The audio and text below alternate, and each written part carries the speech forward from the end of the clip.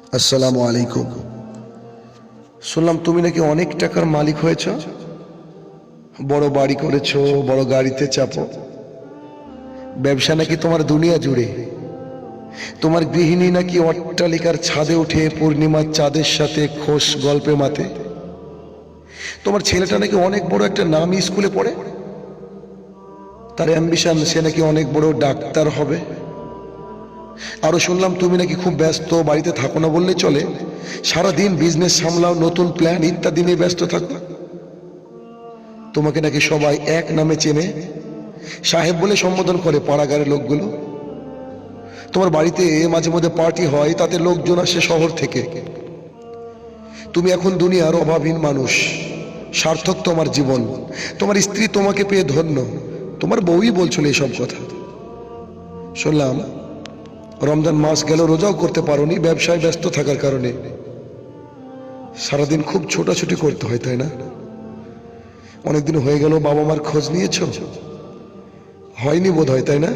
তোমার বাড়ি নাকি খুব সুন্দর করে সাজানো, ছেলের ঘরে কম্পিউটার, বাথরুমে গিজার, স্ত্রীর ঘরে মানে তোমাদের বেডরুমে ইয়া বড় এলইডি, আর এসি নাকি সব ঘরে লাগিয়েছ। একটা ভিখারি সেদিন বিড় করে বলছিল, শালা বড় লোকের বাড়িতে ভিক্ষা পাওয়া যায় না। তোমার পাশের বাড়ির ছেলেটা কি যেন নাম, ও হ্যাঁ মইদুল, সে নাকি অপারেশনের টাকা জোগাড় করতে না পেরে বিনা চিকিৎসায় মারা গেছে। এগুলো দেখার সময় হয় তোমার? অনেক বড় মানুষ তুমি, তাই না? আরো বড় হও, শুভ কামনা রইল। আমি চৌধুরী বলছিলাম, চিনতে পেরেছ?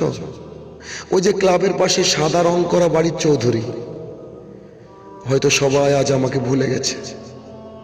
ভাই, তোমাকে কিছু প্রশ্ন করি, উত্তর দিও। তুমি কি নামাজ পড়ো? তোমার স্ত্রী নামাজ পড়ে? তুমি কি যাকাত দাও? হজ ফরজ হয়েছে তোমার, হজ করেছ?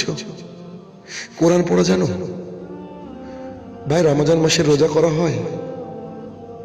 এতিমদের কি কখনো সাহায্য করেছ? হাই আলা সালাহ শুনলে কি মন ছটফট করে মসজিদে যাওয়ার জন্য? তুমি কি আল্লাহ রসুলের চেয়েও অনেক বড় মডার্ন? আমার করা প্রশ্নের উত্তর যদি না হয়, তাহলে তুমি বড় মিসকিন, ভিখারি, নিঃস্ব, অসহায়। আমি তোমার চেয়ে 10 গুণ টাকার মালিক ছিলাম, 10 গুণ। কোনো কিছুর অভাব ছিল না, আমার দুনিয়া ছিল আমার হাতের মুঠোয়। হ্যাঁ, দুনিয়া ছিল আমার হাতের মুঠোয়। আমোদ বিলাসে ব্যস্ত ছিলাম আমি। আমি কবর থেকে বলছি, ঠিকই শুনেছ, কবর থেকে বলছি। কঠোর ফেরেশতার প্রচন্ড প্রহারে দিক বিদিক জ্ঞান শূন্য, সাপ বিচ্ছুর দংশনে আমি ছিন্ন ভিন্ন। এ আযাব যা বর্ণনা করার মতো নয়। তুমিও কি আমার রাস্তায় আসতে চাইছ, নাকি আল্লাহর বিধান মেনে চির শান্তির দিকে পথ পরিবর্তন করবে? ভাই শোন, আমার যা করবে তার ফল পাবে, তবে মনে রেখো সময় কিন্তু খুবই অল্প।